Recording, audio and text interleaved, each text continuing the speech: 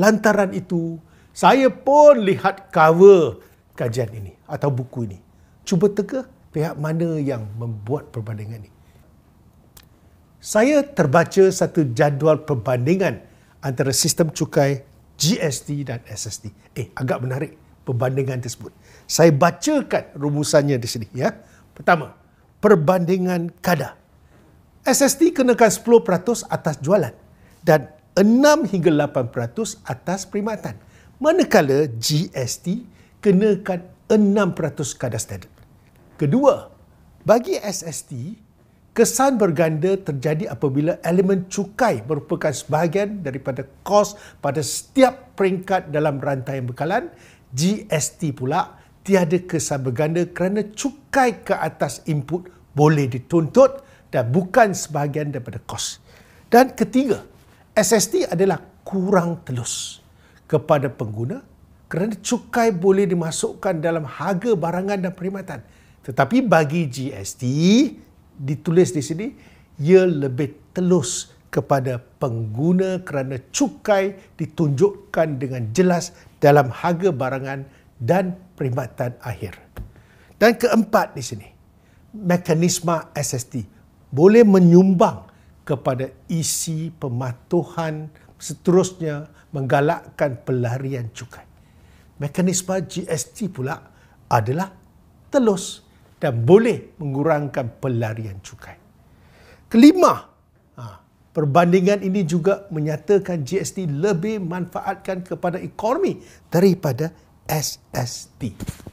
Mula-mula saya ingat perbandingan ini adalah kajian daripada mereka yang pro Najib dan pro GST satu ketika dahulu kerana hampir semua perbandingan adalah memihak kepada GST. Lantaran itu, saya pun lihat cover kajian ini atau buku ini. Cuba teka pihak mana yang membuat perbandingan ini. Ini adalah tinjauan fiskal 2024 yang diterbitkan oleh Kementerian Kewangan, iaitu di bawah Malaysia Madani. Inilah yang saya heran, Kerajaan Madani yang buat kajian ini. Tengok, Kerajaan Madani. Kemudian kita ada muka surat 16 dan 17. Dalam muka surat 17 adalah perbandingan antara SST dan GST yang hampir memihak sepenuhnya kepada GST. Kenapa tidak melaksanakan GST kalau dia dah baik? Yang membawa manfaat kepada perkembangan ekonomi Malaysia. Kenapa? Dan 1001 kenapa? Sebagai rumusan, saya merayu sangat kepada kerajaan supaya fikir-fikirkanlah. Ini demi kebaikan rakyat. Buatlah sesuatu yang betul. Ini bukan soal air muka. Lupakan kisah lama dan move on.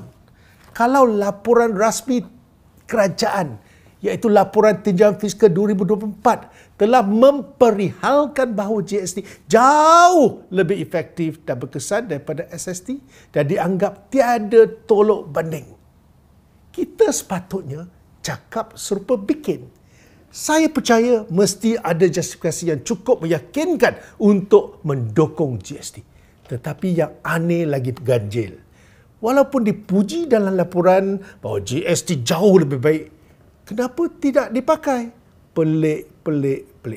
Lagipun, dulu SST dikatakan tidak membebankan rakyat kerana skop tak menurun seperti GST.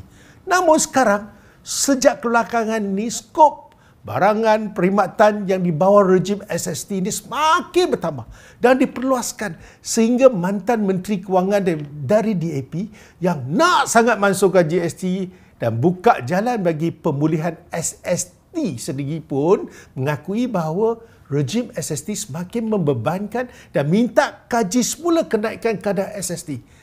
Rakyat pula semakin tersepit kerana kenaikan harga barang akibat kesan berganda ataupun cascading effect. Seperkara lagi, saya berpendapat tak perlu pun kerajaan memperkenalkan e-invoicing. Kalau dah ada GST, saya faham matlamat e-invoicing adalah untuk mengekang pelarian cukai di bawah SST. Tetapi jangan risau, di bawah GST ada elemen input tax. Untuk tuntutan input teks, peniaga dan pengusaha perlu mengemukakan semua dokumen transaksi dengan jelas. Maka elemen e-invoicing sudah pun terangkum di bawah sistem GST. Tak payahlah susah-susah.